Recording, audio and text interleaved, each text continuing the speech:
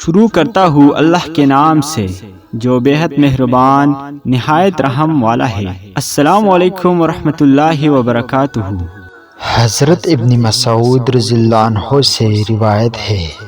کہ رسول اللہ صلی اللہ علیہ وسلم نے ارشاد فرمایا،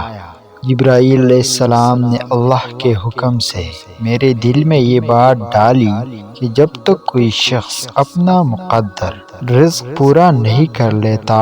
وہ ہرگز مر نہیں سکتا،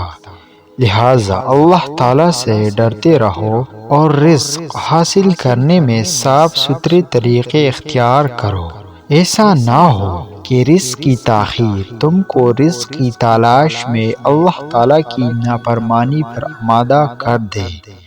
کیونکہ تمہارا رزق اللہ تعالیٰ کے قبضے میں ہے، اور جو چیز ان کے قبضے میں ہو وہ صرف ان کی فرمان برداری ہی سے حاصل کی جا سکتی ہے۔